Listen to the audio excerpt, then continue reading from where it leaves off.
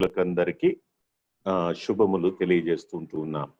And I would like to thank the dear saints for giving me this opportunity at the local assembly there in Godavari for being able to share from God's word.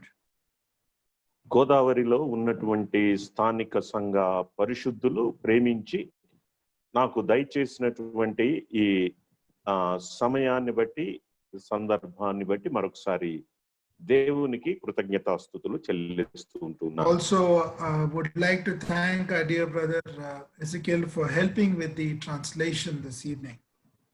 సహోదరులు ఎహెస్కేల్ గారు translation చేస్తూ ఉంటుండగా వారిని బట్టి కూడా వారికి కూడా వందనాలు తెలియజేస్తుంటున్నాను. This evening I want to talk about a particular subject which the Lord has laid on my heart.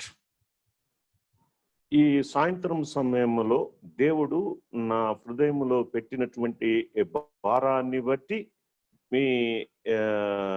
మీతో మాట్లాడాలని ఇష్టపడుతూ ఉంటున్నాను. And the title that I want to give is the finger of God. Finger of God. ఈ నేను బోధించబోయేటటువంటి పాఠానికి ఆ subject గా దానికి మూలంగా దేవుని యొక్క వ్రేలు అని పెట్టాలని ఇష్టపడుతుంటున్నాను. Now when we will start looking at the scripture portions, some places you might read, especially the Telugu Bible, as the hand of God or some other translation, but if you go back to the original, it talks about the finger. So మనము కొన్ని తర్జుమాలు గమనించినట్లయితే ఈ చెయ్యి అని వ్రాయబడి ఉంటూ ఉన్నది. తెలుగులో కూడా దేవుని చెయ్యి అని వ్రాయబడి ఉంటూ ఉన్నది. కానీ మనము ఒరిజినల్ గా వ్రాయబడింది దానిలో గమనించినట్లయితే అది దేవుని వ్రేలు అని వ్రాయబడి ఉంటూ ఉన్నది. This evening we will look at the 7 occurrences in the scriptures of the finger of God. 7 సందర్భాలలో వ్రాయబడినటువంటి మాటలైన దేవుని వ్రేలు అనేది మీ దృష్టికి తీసుకొని రావాలని ఇష్టపడుతుంటున్నాను. And largely speaking, this speaks of the power, the supremacy of God in our lives. సార్వభౌముడైనటువంటి దేవునిని గూర్చి ఆయన మహిమను గూర్చి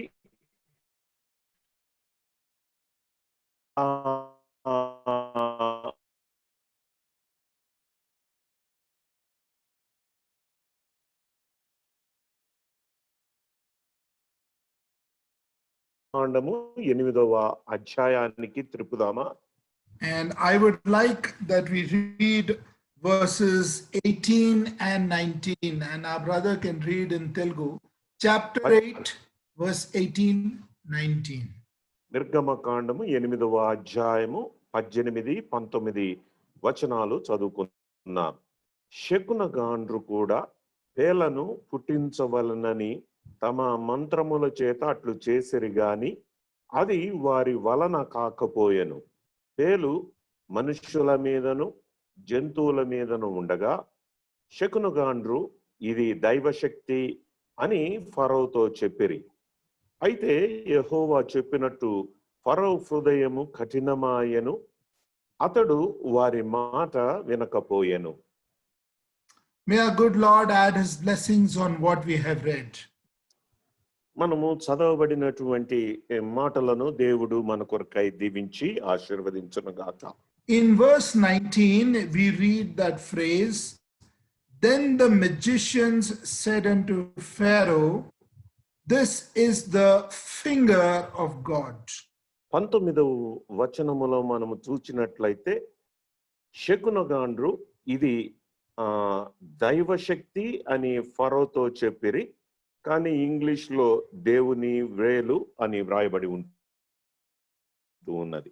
And if you actually go into the original language, if you look at Newberry it says the finger of God. Newbery original గా రాయబడినటువంటి మాట చూచినట్లయితే దేవుని వ్రేలు అని వ్రాయబడి This is the first occurrence of that phrase that we find in the scriptures. దేవుని వాక్యములో మొట్టమొదటిసారి ఈ మాటలను మనము గమనిస్తూ ఉంటాం. Now we ask this question, what is the context behind this verse? ఈ వచనానికి ఉన్నటువంటి సందర్భం ఏమిటి?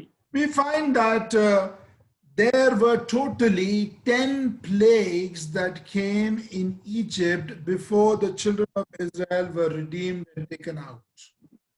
ఇశ్రాయేలీయులు ఐగుప్తు దాసత్వములో నుంచి విడిపింపబడనయుంటూ ఉండగా 10 తెగుళ్ళు వచ్చినట్లుగా మనం ఎరుగుదుము. Supposing you read chapter 8, you will find that it talks about the frogs that came into the land of Egypt. 8వ అధ్యాయములో చూచినట్లయితే కప్పలు ఆ ఐగుప్తు దేశములోనికి వచ్చినట్లుగా మనం గమనించగలము. And then Pharaoh requested Moses, saying that pray or entreat the Lord that these frogs might go away. ఈ కప్పలు వెళ్ళిపోవులాగున మీ దేవునిని మొరపెట్టుడి అని మోషేతో ఫరో పలికినట్లుగా మనము గమనించగలం. But sadly, once the frogs had gone, we read that Pharaoh hardened his heart. You read that in chapter 8 and verse 15. 8వ అధ్యాయము 15వ వచనములో చూచినట్లయితే ఒకసారి కప్పలు తీసివేయబడిన తర్వాత మరలా ఫరో తన హృదయాన్ని కఠినపరచుకొని వారి మాట వినకపోయెను అని చూస్తున్నాం. Now this plague of lies came over Egypt. ఇప్పుడు ఈ పేలు ఐగుప్తు దేశములో మీదకి వచ్చి ఉంటూ ఉన్నాయి. Whether man or beast, they all suffered with this. మనుషులైతేనేమి జంతువులైతేనేమి ఈ పేల వల్ల బహు కష్టపడినట్లుగా మనము చూస్తున్నాం. Now, these magicians also tried to imitate the same plague.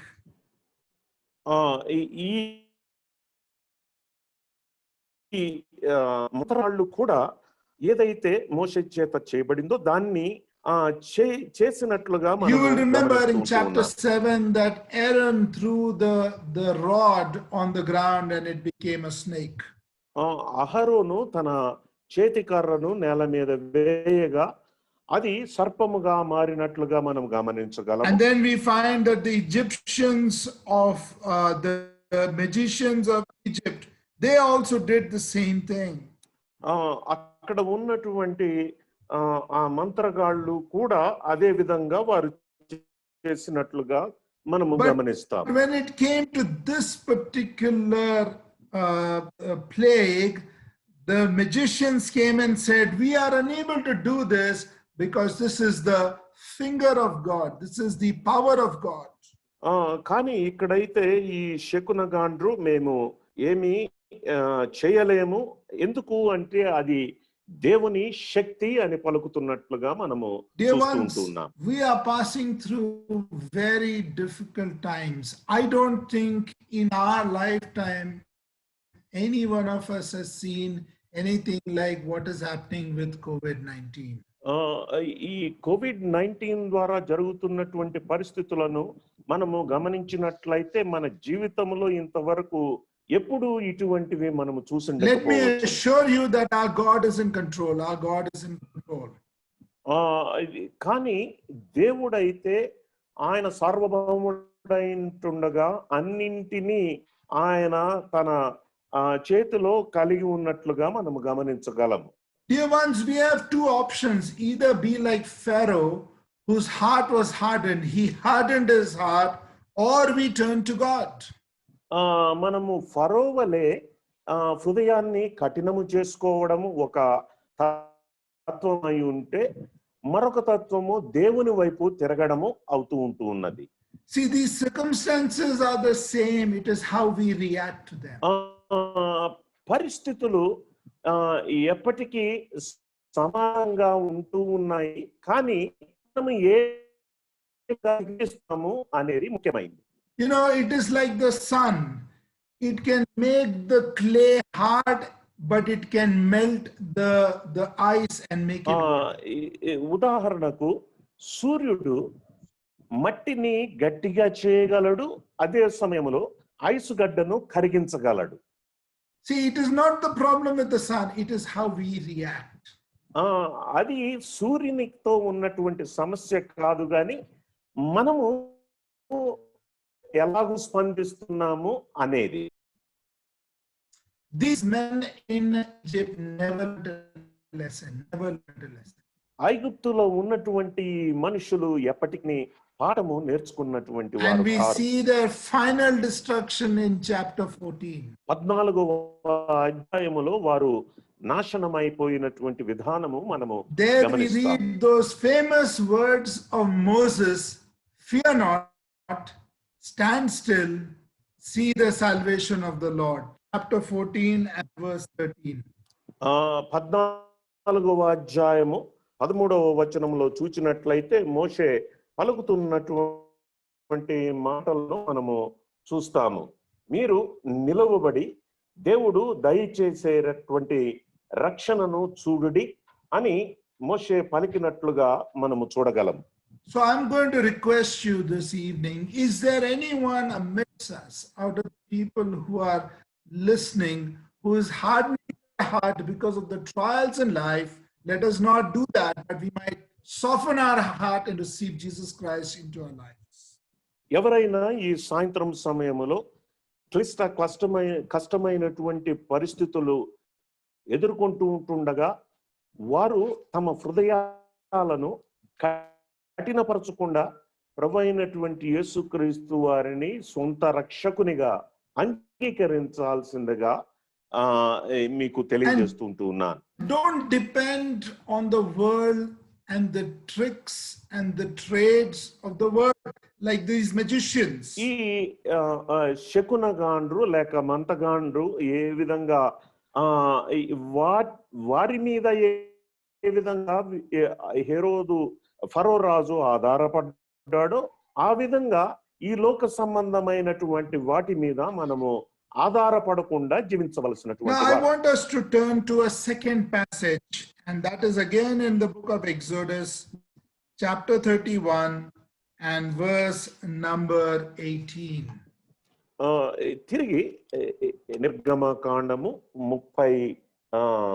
30వ అధ్యాయం 31 verse 18. 31వ అధ్యాయము 18వ వచనము గమనిద్దాం. And he gave unto Moses, when he had made an end communing with him upon Mount Sinai, 2 tables of testimony, tables of stone, written with the finger of God. మరియు ఆయన సీనాయి కొండ మీద మోషేతో మాట్లాడుట చాలించిన తరువాత ఆయన తన శాసనములు గల 2 పలకలను అనగా దేవుని వ్రేలితో వ్రాయబడిన రాతి పలకలను అతనికి ఇచ్చెను. Yes, this is the second occurrence that we find of the finger of God. ఇది దేవుని వ్రేలుతో అనే మాట రెండవ భాగముగా మనము గమనించగలం. What is the context?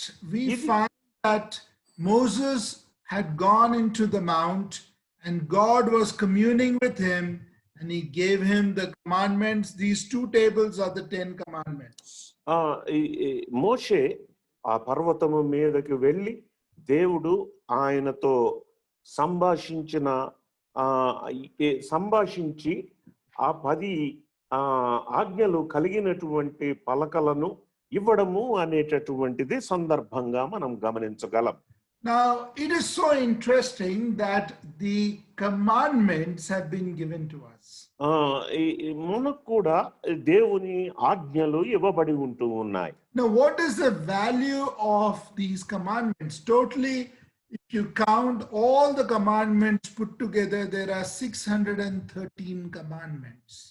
మనకు కూడా 630 ఆజ్ఞలు ఇవ్వబడి ఉంటూ ఉన్నాయి. వాటి విలువ ఏమిటి? 613. 613 ఆజ్ఞలు ఇవ్వబడి ఉంటూ ఉన్నాయి. వాటి విలువ ఏమిటి? Now, the essence of it is in the 10 commandments. వాటి మొత్తము 10 ఆజ్ఞలలో సంక్షిప్తమై But ఉంటూ then ఉన్నాయి. there are also social and ceremonial laws that were given. ఆ 10 ఆజ్ఞలు కాక అదే సమయములో సామాజిక పరమైనటువంటివి ఆచార సంబంధమైనటువంటి ఆజ్ఞలు కూడా Did you ఇవ్వబడ్డాయి. ever wonder what is the value of these commandments? Why did God give these commandments? దేవుడు ఈ ఆజ్ఞలను ఎందుకు ఇచ్చాడు, వాటికి ఉన్నటువంటి విలువ ఏమిటి అని ఎప్పుడైనా ఆలోచన చేశారా? The simple reason as to why these commandments were given is with the law there is knowledge of sin. ఆజ్ఞతో కూడా పాపము ఏమై ఉంటూ ఉన్నది అనేది తెలియజేయడానికి దేవుడు 10 ఆజ్ఞలను ఇచ్చాడు. I will give you an example. If you turn with me to 1 Timothy and chapter 1.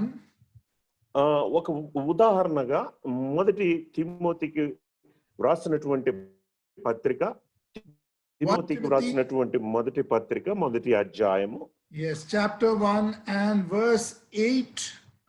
If you read 8 and 9. మొదటి అధ్యాయము 8వ వచనము నుంచి 8-9 వచనాలు.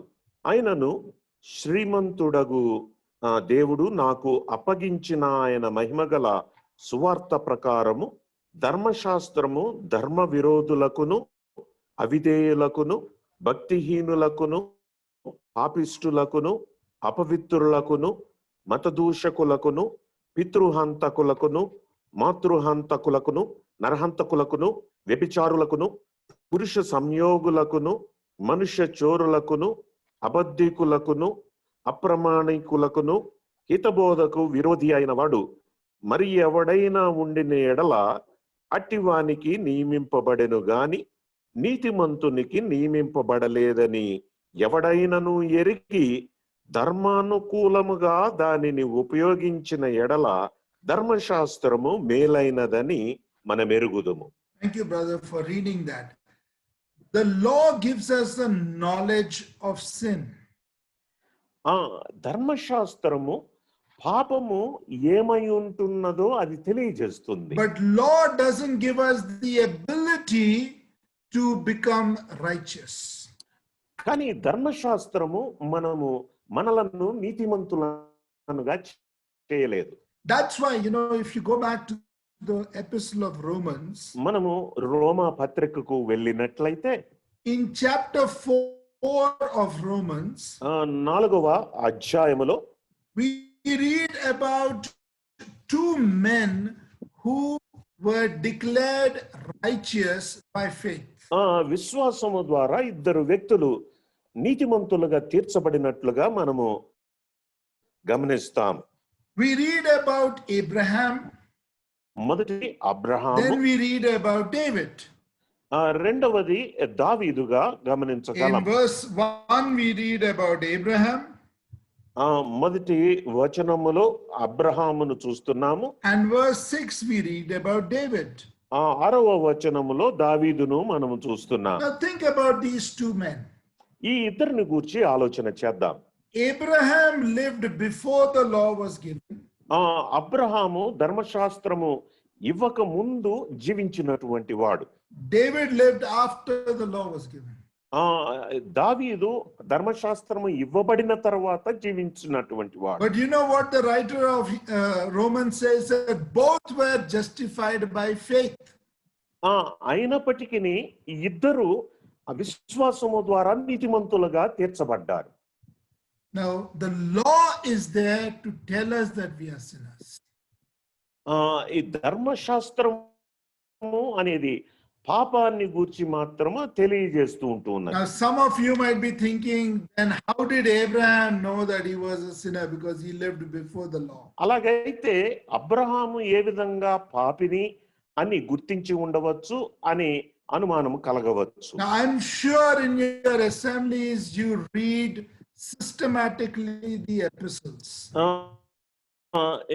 మీ స్థానిక సంఘాలలో పత్రికలను గూర్చినటువంటి ధ్యానాలు ఖచ్చితంగా మీరు చేస్తూ ఉండవచ్చు. Romans will give us the answer. Chapter 2 of Romans says that our conscience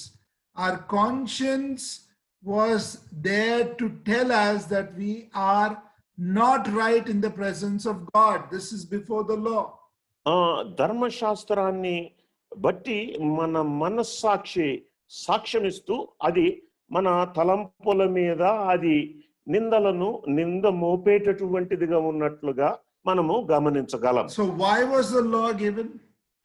ఎందుకు ధర్మశాస్త్రం ఇవ్వబడింది? Law gives us a knowledge of sin. It tells us that we are sinners in the sight of God.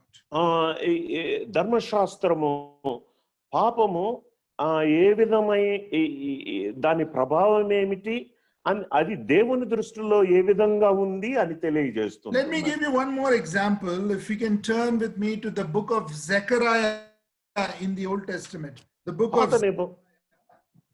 పాత నిబంధనలో జకర్యా గ్రంథానికి మరొక ఉదాహరణ just before Malachi. మలాకి గ్రంథానికి ముందు జకర్యా గ్రంథము 5వ అధ్యాయం. And maybe our brother can read verses 2 and 3. Chapter 5 verses 2 and 3. 2-3 వచనాలు చదువుకున్నా. నీకేమి కనబడుచున్నదని అతడు నన్ను అడుగగా నేను 20 మూరల నిడివియు 10 మూరల వెడల్పును గల ఎగిరిపోవు పుస్తకం ఒకటి నాకు కనబడుచున్నదంటిని. అందుకతడు నాతో ఇట్లనెను, ఇది భూమి అంతటి మీదకి బయలువెళ్ళు శాపమే. దానికి ఒక ప్రక్కను వ్రాసి ఉన్న దానిని బట్టి దొంగిలు వారందరూ కొట్టివేయబడుదురు, రెండవ ప్రక్కను వ్రాసి ఉన్న దానిని బట్టి అప్రమాణికులందరూ కొట్టివేయబడుదురు. So there are 8 visions. There are 8 visions that we have in the book of Zechariah. జకర్యా గ్రంథములో 8 దర్శనాలు ఉన్నట్లుగా మనము గమనించగలము. Now I'm going to deviate a little and tell this to the brothers, the men at home. కొంచెము ప్రక్కకెళ్ళి ఇంటి దగ్గర ఉంటున్నటువంటి సహోదరులకు ఒక మాట చెప్పాలని ఇష్టపడుతున్నాను. You know, in your regular family prayer, you must read the scriptures, read commentaries, and make it interesting for the family to read the Bible. నీ కుటుంబ ప్రార్థన జరుగుతూ ఉంటుండగా కుటుంబ ప్రార్థనలో మీరు ఈ కామెంటరీస్ వ్యాఖ్యానాలు చదివి కుటుంబ ప్రార్థన ఎంతో ఆసక్తికరంగా మీరు చేయాలి. So, you know, in our home some years back, I took a study in our family prayer. Every day I took one vision from Zechariah. మేము కుటుంబంగా కూడి కుటుంబ ప్రార్థన చేస్తూ ఉంటుండగా జకర్యా గ్రంథములో ఉన్నటువంటి ఈ దర్శనాలను గూర్చి మేము ఒక్కొక్కటిగా ధ్యానము చేశాము. So 8 days I spoke about the 8 visions, maybe just 10 or 15 minutes. 8 దినాలు 8 దర్శనాలు 10-15 నిమిషాలు. Now here you find that there was a book, a roll that was there, and it had 2 sides. You know, you have a paper. Those days the roll was like a paper. It had 2 sides. ఆ దినాలలో ఉన్నటువంటి చుట్టలు మనము గమనిస్తాం. అది ఈ ప్రక్కన ఆ ప్రక్కన వ్రాయబడినట్లుగా మనము గమనించగలం. Now we read in verse 3 what was written on each of the 2 sides. ఈ 3వ వచనములో ఆ ప్రక్కన ఈ ప్రక్కన వ్రాయబడినటువంటిది ఏమిటి?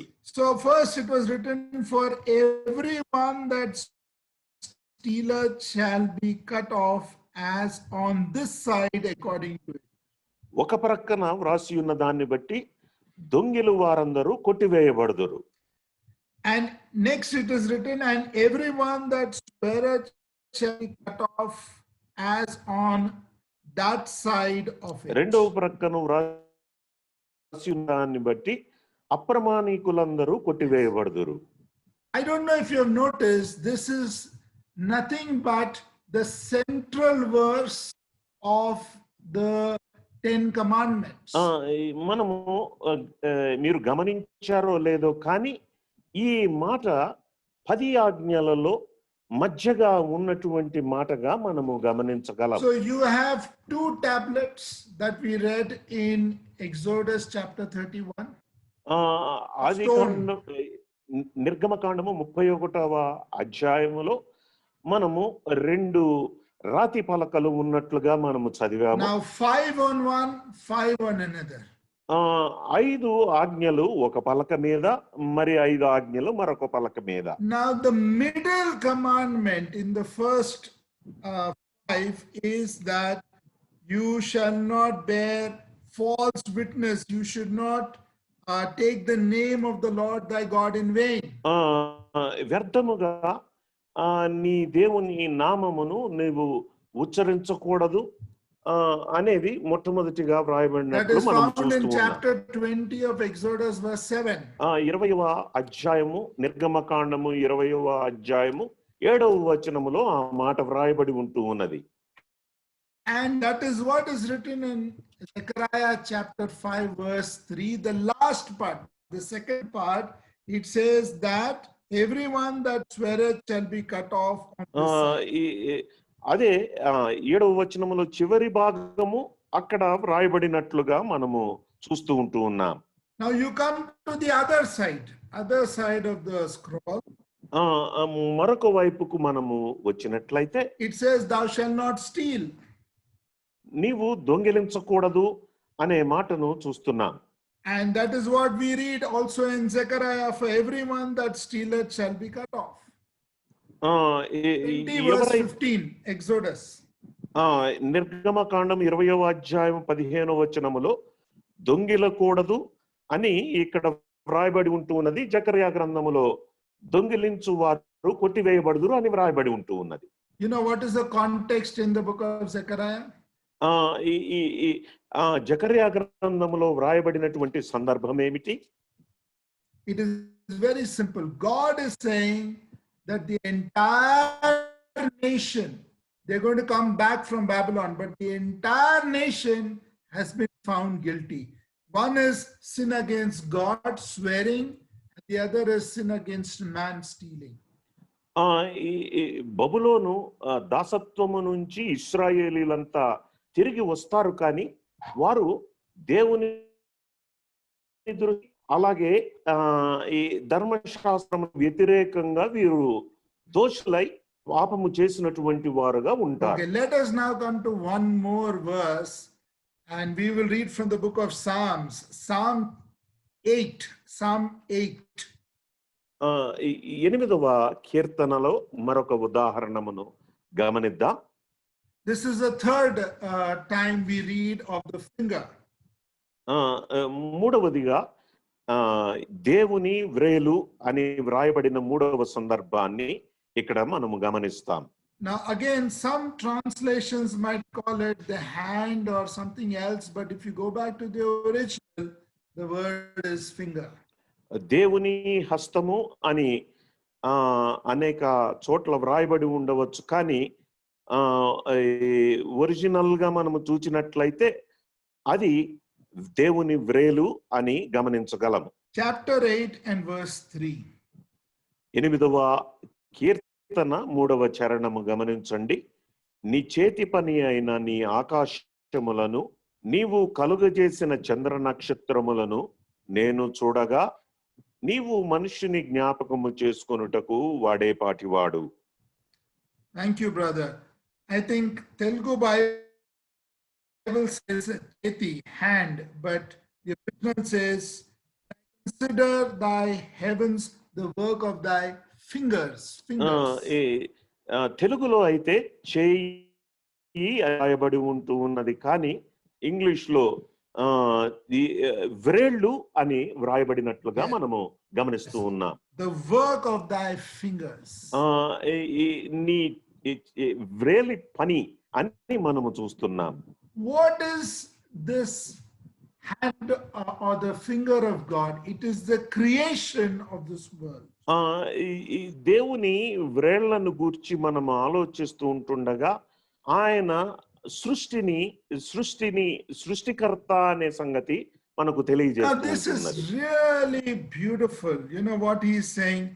When I consider the heavens above, ఆ, ఈ ఇది ఆ ఈ ఆకాశములను ఈ చంద్ర నక్షత్రములను చూడగా అనేటటువంటిది yes, the అది moons, ఎంతో ఆశ్చర్యంగా ఉంటూ ఉన్నది. yes, the moon and the stars, the moon and the stars. చంద్ర నక్షత్రములు. You know, when we were little children, we used to sleep outside on the terrace in the night. ఆ, మేము చిన్నపిల్లలుగా ఉన్నప్పుడు ఆ, రాత్రుళ్ళు మిద్దె మీద నిద్రపోయేటటువంటి వారం. And one of the things I really enjoyed doing was I used to lie down on the bed and look up. నేను ఆ పడక మీద పడుకొని ఆ పైకి ఆ ఆకాశం వైపు చూస్తుంటూ ఆనందిస్తుండేవాడిని. And sometimes maybe for half an hour, just look up, look at the stars in the sky. ఆ తలను పైకెత్తి కొంచెం సేపు ఆ ఆ నక్షత్రములను చంద్రుణ్ణి గమనిద్దాం. What a beautiful sight. అది ఎంత దృశ్యకరమైనటువంటిది. You know, that time I wasn't saved. I come from a Hindu background. I was still a Hindu. ఆ సమయంలో నేను ఇంకా హిందువుగానే ఉన్నాను. But I used to think that how is it that God has made this so beautiful, so beautiful? ఎలాగూ దేవుడు ఇంత అద్భుతంగా దీన్ని సృష్టించాడు అనే ఆలోచన చేసేటటువంటి వాడు. You know, look at verse 4 of the same chapter. ఈ 8వ కీర్తనలో 4వ చరణము గమనించండి. What is man that thou art mindful of him, and the son of man that thou visitest him? నీవు మనుష్యుని జ్ఞాపకము చేసుకొనుటకు వాడేపాటివాడు, నీవు నరపుత్రుని దర్శించుటకు వాడేపాటివాడు. You know, and I sit here in wonder. I sit in wonder. నేను ఈ ఆశ్చర్యముతో దీన్ని ఆలోచన చేస్తూ ఉన్నాను. On the one hand, you have stars and billions of galaxies. ఒకవైపు నక్షత్రాలు ఈ శూన్యము అనేటటువంటివి విశాలాలు ఎన్నో ఉంటూ ఉన్నాయి. God is thinking about man. మరొక వైపు దేవుడు మానవుని గురించి ఆలోచన Dear చేస్తున్నాడు. ones, have you ever thought about it? ప్రియులరా, ఎప్పుడైనా దీనిని గురించి ఆలోచన చేశారా? What a beauty that God thought about man, came into this world as our Lord Jesus Christ and died for you and me on that cross. ఈ దేవుడై ఉన్నటువంటి వాడు ఈ మానవుని గూర్చి ఆలోచన చేసి యేసుక్రీస్తు వారిగా ఆయన ఈ లోకానికి వచ్చి వారి నిమిత్తమే ఆయన కలువరి శిలువలో బలియాగమయ్యాడు. What a joy it is. అది ఎంత ఆనందదాయకమైనది. Are you willing to put your trust on the Lord Jesus Christ? ప్రభువైనటువంటి యేసుక్రీస్తు వారి యందు విశ్వాసం ఉంచడానికి ముందుకొస్తావా? This is the moment. You know, the God who made the universe is also thinking about you. ఎవరైతే విశ్వాలను సృష్టించారో వారు మానవుని గూర్చి కూడా ఆలోచన చేశారు. You know, the psalmist says, I am poor and needy, yet the Lord thinketh upon me. నేను దరిద్రుడనై ఉన్నాను, దీనుడనై ఉన్నాను, అయినప్పటికీ దేవుడు నన్ను చూస్తూ ఉన్నాడు అని కీర్తనాకారుడు అంటూ ఉన్నాడు. Dear ones, I don't know if you're passing through trials tonight. Maybe you have a job. ఈ రాత్రి కాలములో నువ్వు అనేక శ్రమల గుండా వెళ్తున్నావేమో, ఒకవేళ నీ ఉద్యోగం నువ్వు పోగొట్టుకున్నావేమో, Maybe health issues in your family.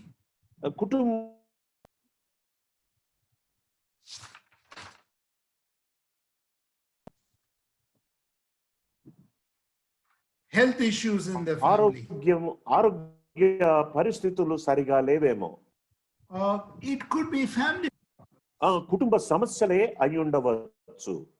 This God is a personal God, and no other God in this world is a true God, and our God of the Bible is a personal God. Bible చెప్పేటటువంటి ఈ దేవుని వలె మరొక దేవుడు ఎవరూ లేరు. ఆయన వ్యక్తిగతంగా మనలను దర్శించేటటువంటి వాడిగా ఉన్నాడు. I want to give you very quickly 4 scripture passages which all talk about the creation and that Jesus Christ our Lord is the creator. మనము దీని గురించి ఆలోచన చేస్తూ ఉంటుండగా ప్రభువైనటువంటి యేసుక్రీస్తు వారు ఆయన సృష్టికర్త అని తెలియజేయడానికి ఉన్నటువంటి 4 మాటలు మీ దృష్టికి తీసుకొని రావాలని ఇష్టపడుతున్నాను. Colossians chapter 1. కొలస్సీలకు వ్రాసినటువంటి పత్రిక 1వ అధ్యాయం. John chapter 1. యోహాను సువార్త 1వ అధ్యాయం. Hebrews chapter 1. ఈ హెబ్రీయులకు వ్రాసినటువంటి పత్రిక 1వ అధ్యాయం. Revelation chapter 1. ప్రకటన 1వ అధ్యాయం. All these talk about the fact that Jesus Christ is the creator of God.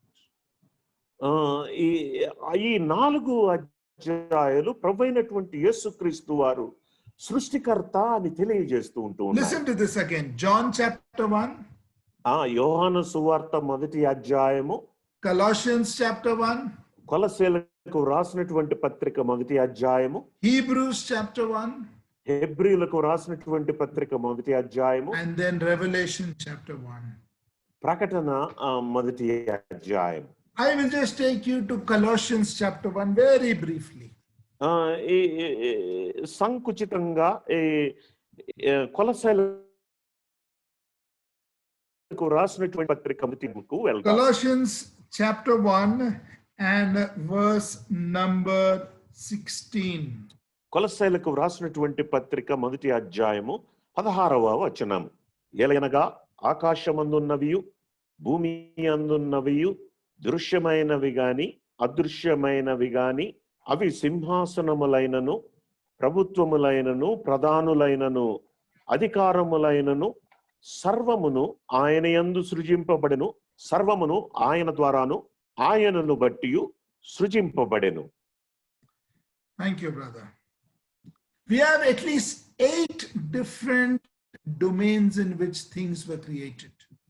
8 భాగాలుగా సృష్టింపబడినటువంటి సృష్టిలో ఉన్నట్లుగా మనము గమనించగలము. The heavens and the earth. ఆకాశము భూమి. That itself is sufficient. That covers everything. అవే మొత్తాన్ని చెప్పగలవు.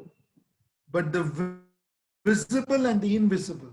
కానీ దృశ్యమైనది అదృశ్యమైనది. Now there are children also. I can see some children. You don't have to answer to me, but answer my question. Okay, I'm going to ask my son also. Do you know something which is invisible? ఇక్కడ కొంతమంది పిల్లలు ఉంటూ ఉన్నారు. అదే సమయంలో నా పిల్లలకు కూడా నేను ఒక ప్రశ్న వేస్తూ ఉన్నాను. అదృశ్యమైనది ఏమిటో తెలుసా? Okay, let me ask you this question. Coronavirus, have you seen it? Not on TV. They make something on TV, but can you see it with your eye, naked eye? నీ కంటితో నువ్వు కరోనా వైరస్ ని చూసావా? Maybe you need some microscope to see that. దాన్ని చూడడానికి ఒక microscope అవసరం. Okay, you know the deepest point in the earth is in the ocean near Australia. It is called the Mariana Trench. ఆస్ట్రేలియాలో ఉన్నటువంటి ఒక సముద్రమును ఆ అడుగు భాగమును మెరీనా ట్రెంచ్ అని పిలుస్తారు. It is the deepest point in the earth. ఆ అడుగు భాగము భూమి యొక్క అడుగు భాగముతో సమానంగా ఉంటూ ఉన్నది.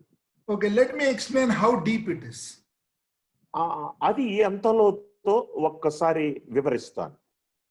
You know, Mount Everest is 29,000 feet above the earth, above the sea level. మన ఎవరెస్ట్ శిఖరము సముద్ర మట్టము నుంచి 29,000 అడుగుల ఎత్తు ఉంటూ Supposing ఉన్నది. you cut Mount Everest. ఈ ఎవరెస్ట్ పర్వతాన్ని కోసేసినట్లయితే And you take it to Mariana Trench. దాన్ని మెరియానా ట్రెంచ్ కు తీసుకొని వెళ్ళి It will sink. It will go down. అది పూర్తిగా మునిగిపోతుంది. That means it is that deep. దాని అర్థం ఏమిటి అంటే అంత లోతు ఉంటూ ఉన్నది. And they say that there are fishes and sea animals which live that deep. అంత లోతులో అనేక రకమైనటువంటి చేపలు, జంతువులు అక్కడ నివసిస్తూ ఉంటూ ఉన్నాయి. Invisible. Man is not able to go there. మానవుడైతే అక్కడకు పోలేకపోతూ ఉంటూ ఉన్నాడు. అదృశ్యమైనటువంటివిగా ఉంటూ ఉన్నాయి. Visible and invisible. దృశ్యమైనవి, అదృశ్యమైనవి. Then there are thrones, dominions, principalities and powers. Verse 16. సింహాసనములు, ప్రభుత్వములు, ప్రధానులు అని చూస్తూ ఉన్నాం. You know, all the angelic beings are included in principalities. ఈ దేవదూతలు అనేవి ఈ ప్రభుత్వముల కింద కలిపి వ్రాయబడినట్లుగా మనము చూస్తున్నాం. And whether it is the Indian government or Pakistan government or China government, everything is included over here. అది ఇండియా దేశ ప్రభుత్వం అవ్వచ్చు, పాకిస్తాన్ దేశ ప్రభుత్వం అవ్వచ్చు, లేకపోతే చైనా దేశం యొక్క ప్రభుత్వం అవ్వచ్చు, అవన్నీ కలిపి finger of God. ఎవరు వీటిని సృష్టించారు అంటే దేవుని యొక్క చేతి వ్రేలు. Okay, let us go now to the fourth place where we read about a finger, that is Daniel chapter number 5. నాలుగవ సందర్భము దేవుని వ్రేలు వ్రాయబడినటువంటిది దానియేలు గ్రంథము. దానియేలు గ్రంథం Daniel chapter 5 verse 5. 5వ అధ్యాయము 5వ వచనం. Now I will give it to you. It doesn't say finger of God, it just says that fingers of a man that came. ఇక్కడ దేవుని చేతి వ్రేలు అని వ్రాయబడలేదు, కానీ మానవ హస్తపు వ్రేలు అని వ్రాయబడి ఉంటూ ఉన్నది. But there is no doubt in my mind that God was behind this. నాకు అనుమానము లేనటువంటిది ఏమిటి అంటే దేవుడు దీని వెనక ఉన్నాడు అని నేను గ్రహించాను. You know why? Because it was talking about the future, prophecy about the future. ఎందుకు అంటే ఇది భవిష్యత్తులో జరగబోయేటటువంటి ఆ ప్రవచనముగా ఉంటూ ఉన్నది. Look at verse 5, chapter 5 verse 5. 5వ అధ్యాయము 5వ వచనం. ఆ గడియలోనే మానవ హస్తపు వ్రేలు కనబడి దీపము దగ్గర రాజు యొక్క నగరు గోడ పూత మీద ఏదో ఒక వ్రాత వ్రాయుచున్నట్టుండెను. రాజు ఆ హస్తము వ్రాయుట చూడగా. See, this was an evening where King Belshazzar was having a great feast, great party. ఒక సాయంత్రం సమయములో బెల్తషాజరు ఒక గొప్ప విందు జరుపుకుంటూ ఉన్నాడు. And you find that as he was getting drunk, he called for the vessels, which were the vessels, golden vessels from the house of God, to be removed. అతడు తాగి మత్తుడై ఉంటుండగా దేవాలయమునకు సంబంధించినటువంటి ఆ బంగారపు వస్తువులన్నింటినీ తెప్పిస్తూ ఉన్నట్లుగా మనము చూస్తున్నాం. And he started drinking, and all of them started drinking in. వాటిల్లో ఈ ద్రాక్ష రసమును పోసుకొని వాటితో తాగుతున్నట్లుగా మనము చూస్తున్నాం. In verse 4 it says, same chapter verse 4, they drank wine and praised the gods of gold and silver, of brass, of iron, of wood, and of stone. ఈ 4వ వచనము చూచినట్లయితే వారు బంగారు, వెండి, ఇత్తడి, ఇనుము, కర్ర, రాయి అను వాటితో చేసిన దేవతలను స్తుతించుచు ద్రాక్షారసము త్రాగుచుండగా అనే మాట Okay, గమనిస్తున్నా. now let me ask you one Bible question. Don't turn your page. Quiz. Page తిప్పుకోకుండా ఒక ప్రశ్నకు సమాధానం చెప్పండి. Okay, maybe children will know in Sunday school. They go, what was written on the wall? ఆ గోడ మీద ఏమని వ్రాయబడి ఉంటూ ఉన్నది? సండే స్కూలు పిల్లలు ఇది తెలిసి ఉండవచ్చు కదా, చెప్పాలా?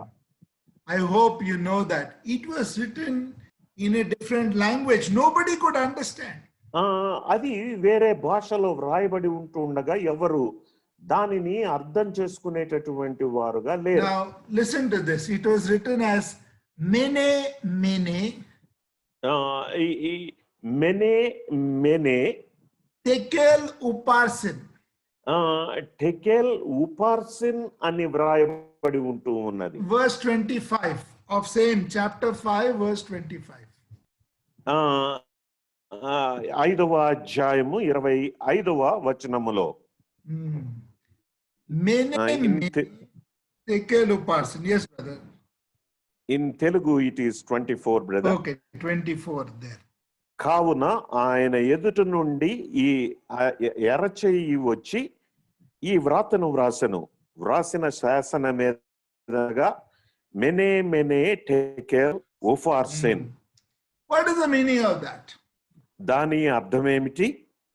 So mene means God has numbered the Babylonian kingdom and it is finished.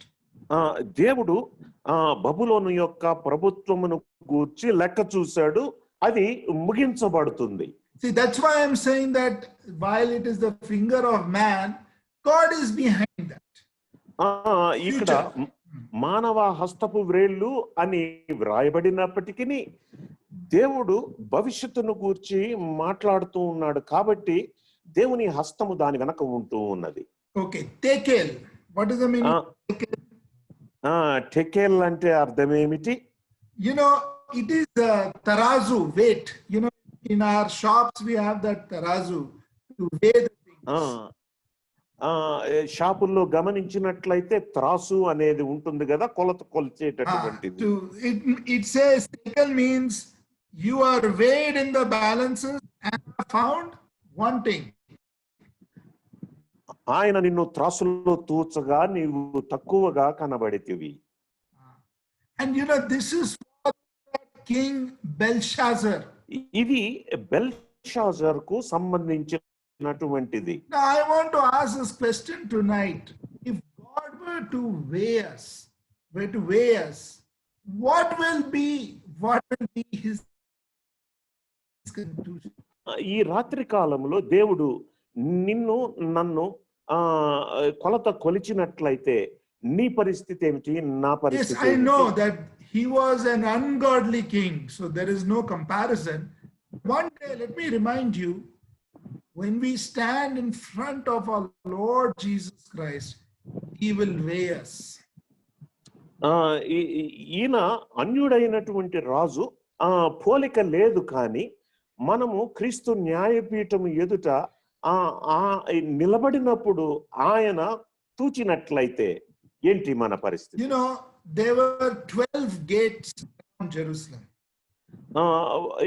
యెరూషలేము చుట్టూ 12 గుమ్మములు ఉంటూ ఉన్నాయి. And one of them was Mekfed. One gate name was Mekfed. ఒక ద్వారబంధము గుమ్మము పేరు మెక్ఫెడ్ అని ఉంటూ ఉన్నది. Now there it is, you know what happened at the Mekfed gate? What was the tradition? The king come and he will look and analyze the soldiers. మెక్ఫెడ్ gate దగ్గరికి రాజు వచ్చి అక్కడ ఉన్నటువంటి సైన్యాన్నంతటిని సైనికులను ఆయన పరీక్ష చేస్తాడు. One day we will stand at the judgment seat of Christ. ఒకానొక దినాన క్రీస్తు న్యాయపీఠం ఎదుట మనము నిలబడతాం. Now the next part is Perez. You know what does Perez mean? తరువాత ఫెరెస్ దాని అర్థం ఏమిటి? It means that your kingdom is divided and it was given to the Medes and the Persians. నీ రాజ్యము నీ యొద్ద నుండి విభాగింపబడి మాదీయులకును పారసీయులకును ఇయ్యబడును. You know, history bears record and the Bible bears record. Last verse of this, last but one, verse 3. That same night when this king was drinking, the enemies came, the Medes and the Persians came and killed him. ఆ రాత్రి కాలములోనే పారసీకులు మాదీయులు వచ్చి Belshazzar తాగుతూ ఉంటుండగా హతమార్చినట్లుగా 30వ వచనములో మనము చూస్తూ ఉన్నాం. Now let us come to the fifth place where we read of the fingers. 5వ స్థలములో దేవుని వ్రేలు అని వ్రాయబడినటువంటి సందర్భమునకు వద్దాం. Luke's Gospel, లూకా సువార్త chapter 11 11వ అధ్యాయము and verse 19 and 20. 19-20 వచనాలు. నేను బయల్జుబూలు వలన దయ్యములను వెళ్ళగొట్టుచున్న ఎడల మీ కుమారులు ఎవని వలన వెళ్ళగొట్టుచున్నారు? అందుచేత వారే మీకు తీర్పరులై ఉందురు. అయితే నేను దేవుని వ్రేలితో దయ్యములను వెళ్ళగొట్టుచున్న ఎడల నిశ్చయముగా దేవుని రాజ్యము మీ యొద్దకు వచ్చి ఉన్నది. These are the words of our Lord Jesus Christ. ఇవి ప్రభువైనటువంటి యేసుక్రీస్తు వారిని గూర్చినటువంటి మాటలు. You have the parallel passage in Matthew chapter 12. మత్తయి సువార్త 12వ అధ్యాయములో కూడా ఈ మాటలు రాయబడి ఉంటూ ఉన్నాయి. We read there about the man being both blind and dumb. ఒక వ్యక్తి మూగవాడు గుడ్డివాడిని గూర్చి అక్కడ రాయబడి ఉంటూ ఉన్నాయి. And our Lord Jesus Christ, he healed him. ఆ వ్యక్తిని ప్రభువైనటువంటి యేసుక్రీస్తు వారు స్వస్థపరిచారు. And the moment he healed him, these men came and they said, you have been healing this man, casting the devil out by the power of Beelzebub. ఈ వ్యక్తిని స్వస్థపరచుటలో బెయల్జెబూలు శక్తిని ఆ దయ్యముల అధిపతి వలన నువ్వు దయ్యాలను వెళ్ళగొడుతున్నావు అని మాట్లాడుతూ. Dear ones, first I want to tell you వ్యక్తిగతమైనటువంటి ఒక విషయము మీకు తెలియజేయాలనుకుంటున్నాను. You know, in Hebrews 12 and verse 3 we read of the contradiction of sinners which our Lord Jesus Christ bore. ఈ హెబ్రీలకు రాసినటువంటి పత్రిక 12వ అధ్యాయము 3వ వచనములో ప్రభువైనటువంటి యేసుక్రీస్తు వారు పాపమును ఆయన మోసినట్లుగా మనము అక్కడ గమనిస్తాం. That means people came and said, you are a sinner, you are a sinner. ఆయన దగ్గరకు వచ్చి నువ్వు పాపివి, నువ్వు పాపివి, నువ్వు పాపివి అన్నారు. You know, they called him a glutton. Somebody. ఆయనను తిండిపోతూ అన్నారు. Then they said, you are a wine bibber, that means you are a drunkard. నువ్వు తాగుబోతువు అన్నారు. Some said that he is a friend of sinners. పాపులకు స్నేహితుడు అన్నారు. All that was fine. అవన్నీ బాగానే ఉన్నాయి. Here, you know what they say? ఇక్కడ వారు ఏం చెప్తూ ఉంటూ ఉన్నారు? You are doing this by the power of the devil Beelzebub. బెయల్జెబూలు వలన నువ్వు దయ్యములను వెళ్ళగొట్టువు అని అంటూ ఉన్నారు. You know, When you are in ministry, let me tell you this, నువ్వు పరిచర్యలో ఉంటుండగా ఈ మాటను నేను చెప్పనివ్వండి. and I will go a step ahead. If you are a leader anywhere, in an organization, in an assembly, in a society, anywhere, if you are a leader, ఒకవేళ ఒక కంపెనీలో కానీ లేకపోతే సంఘములో కానీ సమాజములో కానీ నువ్వు ఒక నాయకుడుగా ఉన్నట్లయితే you will find that there will be people who will not like you. ఖచ్చితంగా నేను చెప్పగలను, నిన్ను ఇష్టపడేటటువంటి వారు అందరూ ఉండరు. See, I work with a company and I am the HR head. నేను ఒక కంపెనీలో పనిచేస్తూ ఈ హెచ్ఆర్ విభాగానికి ఒక అధిపతిగా ఉంటూ ఉన్నాను. I have to take some tough decisions. కొన్నిసార్లు నేను ఒక ఖచ్చితమైన కష్టతరమైనటువంటి నిర్ణయాలు తీసుకోవాలి. Not all people will be happy with me. నేను ఏదైతే నిర్ణయం తీసుకుంటానో వాటిని గూర్చి అందరూ సంతోషపడేటటువంటి వారుగా లేరు. People talk bad about you. ప్రజలు నిన్ను గూర్చి చాలా చెడ్డగా మాట్లాడతారు. If you are in the ministry, people will say something wrong about your ministry. నువ్వు పరిచర్యలో ఉంటూ ఉండగా నీ పరిచర్యను గూర్చి చెడ్డగా మాట్లాడేటటువంటి వారు ఉంటారు. Something very personal. I realized when they did not spare our Lord, how is it that they will spare you and me? ప్రభువైనటువంటి యేసుక్రీస్తు వారినే వారు దూషించగా నిన్ను నన్ను దూషించరా?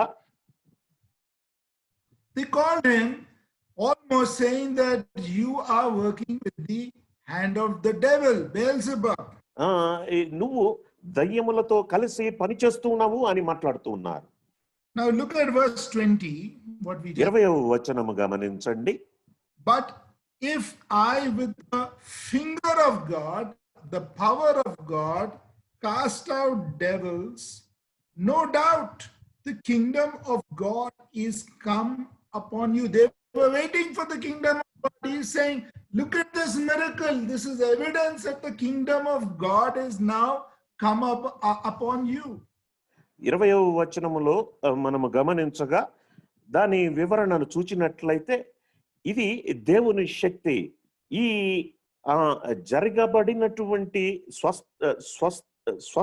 స్వస్థత పొందినటువంటి ఆ మనుష్యుని గూర్చి తెలియజేస్తున్నది ఏమిటి అంటే దేవుని రాజ్యము సమీపించినది, దాని గురించే కదా మీరు ఎదురు చూస్తూ ఉంటూ ఉన్నారు అని ప్రభు మాట్లాడుతూ ఉన్నాడు. Yes, and he's saying this is an evidence to you that the kingdom of God is now come.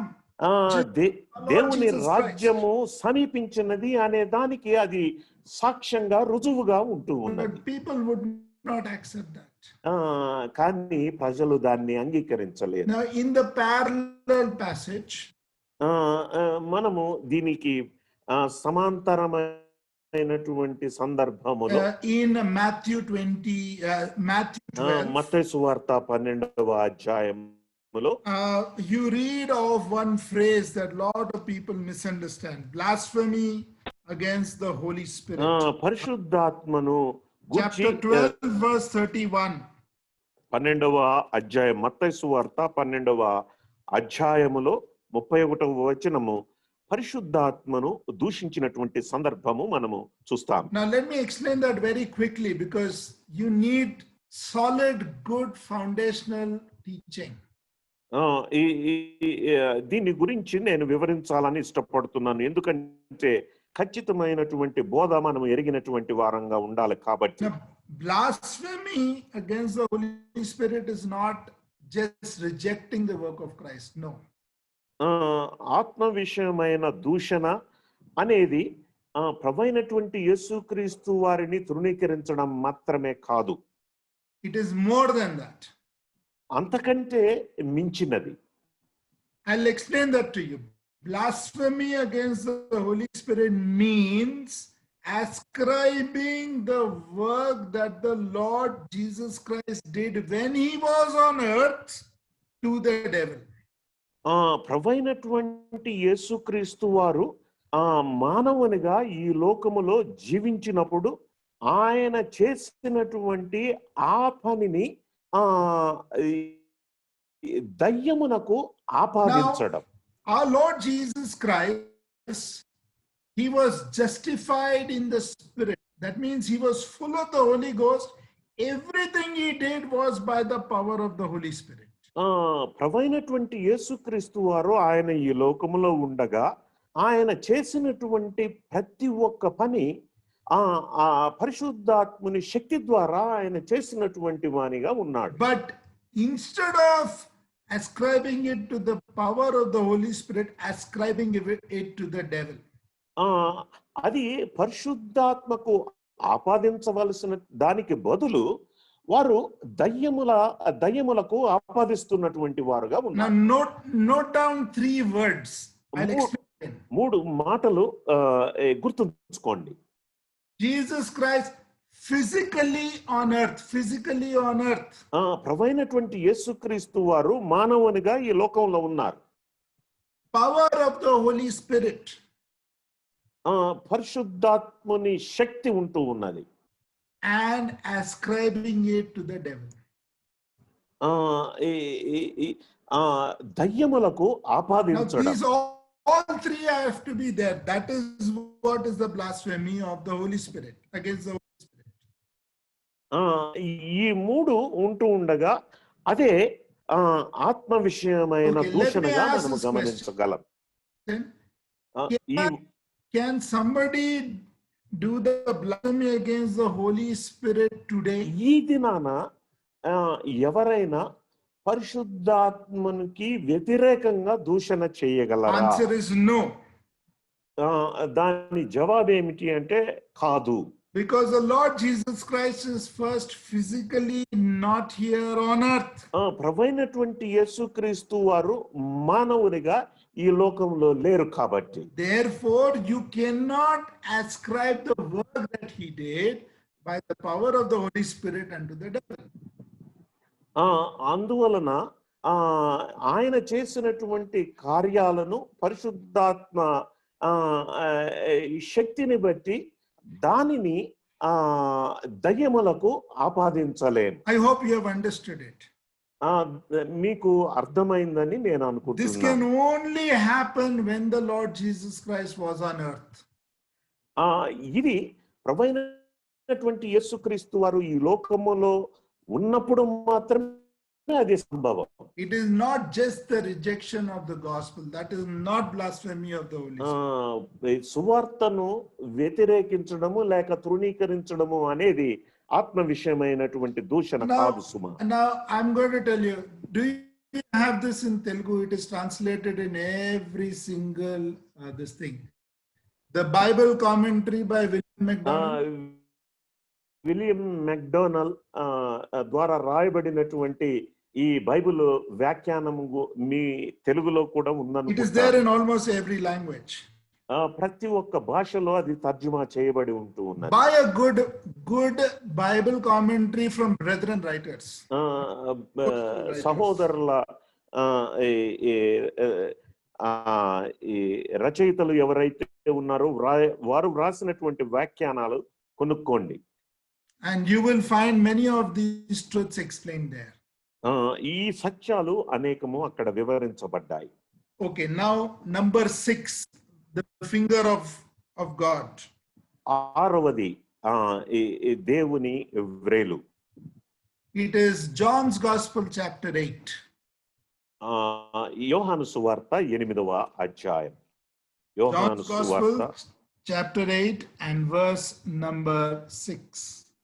8వ అధ్యాయము 6వ వచనం. ఆయన మీద నేరము మోపవలనని ఆయనను శోధించుచు ఇలాగున అడిగిరి. అయితే యేసు వంగి నేల మీద వ్రేలితో ఏమో వ్రాయుచుండెను. Yes, with his finger he wrote. ఆయన వ్రేలితో నేల మీద వ్రాయుచుండెను. Okay, let me ask one more question to our young children who go to Sunday school. Sunday school కి వెళ్ళే చిన్న పిల్లలకు మరొక ప్రశ్న. Yes, young children, what did the Lord Jesus Christ write on the ground? ప్రభు అయినటువంటి యేసుక్రీస్తు వారు నేల మీద ఏం రాశారు? I can see D. Chanti Babu, two kids, two girls are there. Any idea what did he write? Just show me with your hands. How many of you are saying, I don't know? ఎంతమంది నాకు తెలియదు అని చెప్తారు? మీ చేతులు That's the right చూపించండి. answer. Nobody knows what he wrote. ఎవరికి తెలియదు ఆయన ఏం రాశాడనేది. Because the Bible doesn't tell us what he wrote. ఏం రాశాడనేది మనకు Bible వివరించలేదు. But what was the context? కానీ సందర్భం ఏమిటి? They caught a woman caught in adultery. They found in adultery. వ్యభిచారము చేస్తున్నటువంటి ఒక స్త్రీ పట్టబడింది. And they brought her in a rush maybe to the Lord. ప్రభు అయినటువంటి యేసుక్రీస్తు వారి దగ్గరకు ఆమెను తీసుకొని They would have said, we will teach him a lesson. ఆయనకు ఒక పాఠం నేర్పిద్దాము అనుకొని ఉండవచ్చు. So they said, what should we do with this woman? Should we stone her? ఈ స్త్రీ విషయమై మేమేం చేయాలి? ఆమె మీద రాళ్ళు వేయాలా? Because Moses said that in Leviticus chapter 20, he says that anyone caught in adultery, the adulterer and the adulteress should be stoned to death. లేవికాండము 20వ అధ్యాయంలో వ్రాయబడినట్లుగా వ్యభిచారము చేస్తుండగా పట్టబడినటువంటి స్త్రీ గాని పురుషుడు గాని వారిద్దరూ రాళ్లతో కొట్టి చంపబడాలి అని తెలియజేస్తూ ఉంటున్నది. So they said that if he says no because he is compassionate, ఆయన ఒకవేళ అలా చేయకూడదు అని తన కనికరాన్ని బట్టి చెప్పినట్లయితే they will say, see, he doesn't follow the law of Moses. ఈయన మోషే ధర్మశాస్త్రమును అనుసరించేవాడు కాదు అని చెప్పడానికి. And if he says yes, ఒకవేళ అవును అని చెప్పినట్లయితే, see, they'll say, oh, you know him as a compassionate man, but here is a man who is willing to stone a person to death. ఆయన కనికరము కలిగినటువంటి వాడు అని ఆయన చెప్పుకుంటూ ఉన్నాడు, కానీ ఒక స్త్రీ చంపబడడానికి ఆయన అనుమతిస్తూ ఉంటూ ఉన్నాడు అని పలకడానికి. Now I hope you know what the problem was. ఇక్కడ ఉన్నటువంటి సమస్య ఏమిటో మీకు అర్థమైంది అనుకుంటాను. Whichever of you is without sin, let him first cast a stone. మీలో పాపము లేని వాడు మొట్టమొదట ఆమె మీద రాయి వేయవచ్చునని ప్రభువు పలికారు. What was the problem? Did our Lord break the law of Moses by not asking them to stone? రాయి వేయద్దు అని చెప్పుట ద్వారా ప్రభు అయినటువంటి యేసుక్రీస్తు వారు మోషే ధర్మశాస్త్రమును అతిక్రమించారా? See, adultery means two people have to be involved. A man and వ్యభిచారము చేస్తూ ఉంటుండగా ఇద్దరు ఉండాలి. They brought only the woman. అక్కడ స్త్రీని మాత్రమే తీసుకొని వచ్చారు. She was caught in the very act, it says. ఆమె వ్యభిచారము చేస్తూ ఉంటుండగా పట్టబడింది. Where was the man? ఆ పురుషుడేడి? They never brought the man. ఆ పురుషుడిని తీసుకొని రాలేదే. That's why the Lord said that he which is without sin, let him cast the stone first. అందువలనే ప్రభు అయినటువంటి యేసుక్రీస్తు వారు అంటూ ఉన్నారు, మీలో పాపము లేనివాడు మొట్టమొదట ఆమె మీద రాయి వేయవచ్చునని. They all left the scene. అందువలన అందరూ వెళ్ళిపోయారు. And the Lord said, go and sin no more. ప్రభు అంటూ ఉన్నారు, నీవు వెళ్ళి ఇక పాపము చేయకుమని. I hope if I'm speaking to anyone who's caught in sin, this would be my recommendation, the words of our Lord Jesus Christ, go and sin no more. ఒకవేళ ఇక్కడ ఉన్నటువంటి వారిలో ఎవరైనా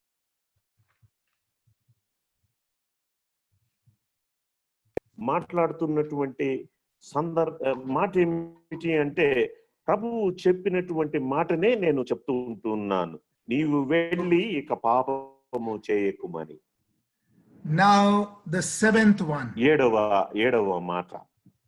And this only a Bible student can bring out. Bible విద్యార్థులు మాత్రమే దీన్ని ఇష్టపడగలరు. I'm sure some of you would have this verse in mind. Colossians chapter 2 verse 14. కొలస్సీలకు రాసినటువంటి పత్రిక 2వ అధ్యాయం 14వ వచనం 14 వర్స్ 14 2:14.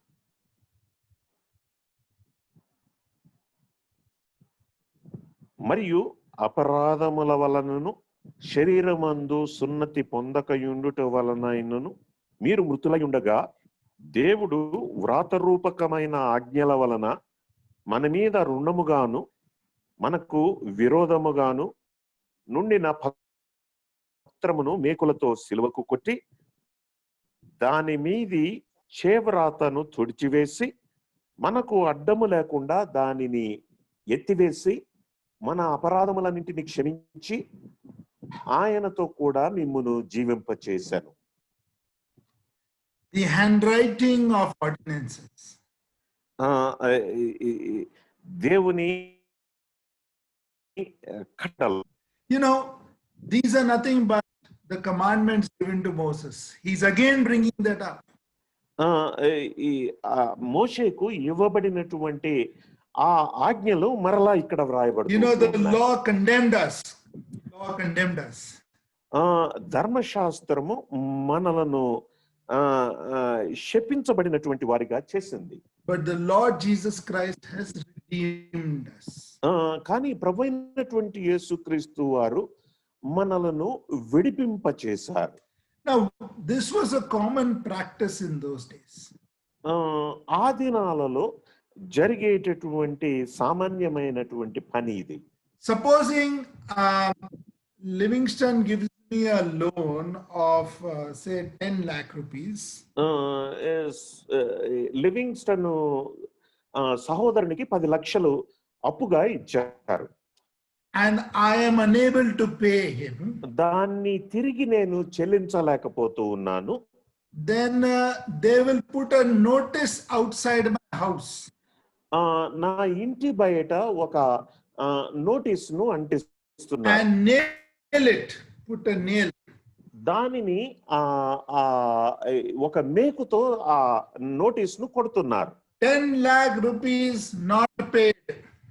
10 లక్షలు తిరిగి చెల్లించలేదు. Supposing some brother Prabhakar comes and helps me. సహోదరులు ప్రభాకర్ వచ్చి నాకు సహాయం చేస్తే and he pays the 10 lakh rupees back. ఆ 10 లక్షలు ఆయనే చెల్లించేశారు. Then a new notice will be put on my house door. నా ఇంటి తలుపు మీద మరలా క్రొత్త నోటీసు పెట్టబడుతూ ఉన్నది. All debts paid. ఆ రుణము అంతా తీర్చబడింది అని. The verse 14, the handwriting of ordinances was the law which God wrote with his hand. ఇక్కడ వ్రాయబడినటువంటి దేవుడు వ్రాతరూపకమైన ఆజ్ఞ అనేది మనము నిర్గమకాండం 31వ అధ్యాయములో చూచినట్లుగా ఆయన చేతి వ్రేలుతో వ్రాయబడినటువంటి పలకలు వాటిని సూచిస్తూ ఉన్నాయి. But nailing it to the cross is what Christ has done. He has put a new notice saying all debt paid. ప్రభువైనటువంటి యేసుక్రీస్తు వారు కలువరి శిలువలో ఆయన దాన్ని మొత్తము చెల్లించినట్లుగా మనము చూస్తూ ఉన్నాం. If there is anyone who has not put their trust on the Lord Jesus Christ, remember all debt paid. ఇక్కడ ఎవరైనా ఇంకా ప్రభువైనటువంటి యేసుక్రీస్తు నందు విశ్వాసం ఉంచనట్లయితే అయా గుర్తించు, రుణము చెల్లించబడింది. May the Lord bless the study to us. We have looked at those 7 places where the finger of God was there. 7 స్థలాలలో వ్రాయబడినటువంటి దేవుని చేతి వ్రేలును గూర్చి మనము ధ్యానము చేశాం. ఈ మాటలను, ఈ ధ్యానమును దేవుడు మన కొరకై దీవించి ఆశీర్వదించునుగా. May the Lord bless the study, and would like to once again thank the local believers the elders for giving this opportunity to share the word of God. స్థానిక సంఘములో ఉన్నటువంటి సేవకులు, సంఘ పెద్దలు, సంఘస్థులకు అందరికీ ప్రభువైన యేసుక్రీస్తు నామములో శుభములు తెలియజేస్తూ ఉన్నాను. ఈ ధ్యానము మన ఆత్మల కొరకై ఆశీర్వాదకరంగా ఉండునుగాక.